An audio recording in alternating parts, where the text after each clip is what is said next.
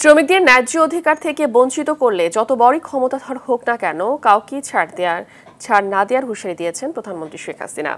শ্রমিক মালিক এক হয়ে কাজ করার আহ্বান জানিয়ে প্রধানমন্ত্রী বলেন, কোনো সমস্যা হলে সরকারই তার সমাধান করবে।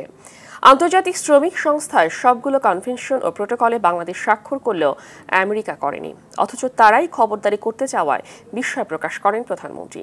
রুহুল আমিন তুহিন জানাচ্ছেন বিস্তারিত। সানবিট সব দিবে সামাল। সানবিট ম্যাজিক প্রেস ডিশওয়াশিং এর মাথা ঘোরানো সলিউশন।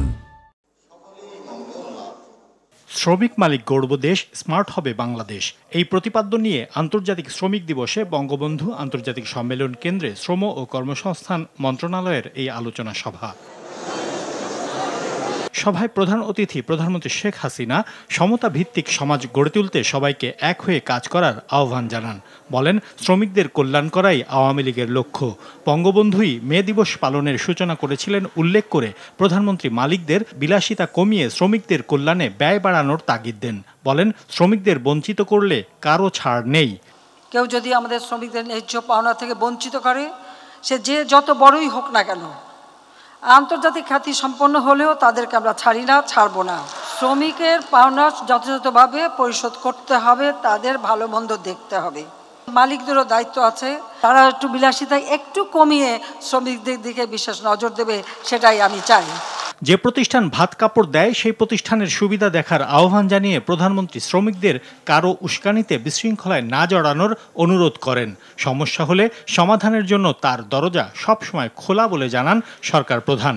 ILO কনভেনশন সই না করে অন্য দেশে খবরদারিতে আমেরিকার সমালোচনাও করেন শেখ হাসিনা। এটা কিন্তু আমরা করেছি, এমনকি আমেরিকাও কিন্তু করে নাই। যদিও তারা প্রশ্ন ওঠে আমাদের কাছে শ্রমিকের কল্যাণ। আমি যদি জিজ্ঞেস করি যে তারা কয়টা ILO কনভেনশন বা প্রোটোকল সই করেছে, তার বোধহয় জবাব দিতে পারবে না। আর সেখানে যদি কেউ আন্দোলন করে, সাথে সাথে চাকরি শেষ। আর আমরা আন্দোলন করলে তাদের সাথে বসি, কথা বলি, সমস্যাগুলি সমাধান করি। এখানেই বিরাট তফাৎ। সেই জন্য আমাদের উপর অনেক খবরদারি করার চেষ্টা করা হয়। আর কোনো সমস্যা হলে অবশ্যই সে সমস্যার সমাধানে যা যা করণীয় সেটা আমরা করব। এটা আমাদের জাতির কাছে দেওয়া ওয়াদা, সেটা আমরা করে যাচ্ছি, করে যাব। এর জন্য দুয়ারে দুয়ারে কারো দুয়ারে ধর্ণা দেওয়ার দরকার নেই। আন্দোলনের নামে বিএনপি জামাত শ্রমিকদের পুড়িয়ে মেরেছিল উল্লেখ করে প্রধানমন্ত্রী বলেন, তার সরকার ক্ষতিগ্রস্ত পরিবারকে আর্থিক ও চিকিৎসা সহায়তা দিয়েছে। রুহুল আমিন তুহিন, RTV, ঢাকা।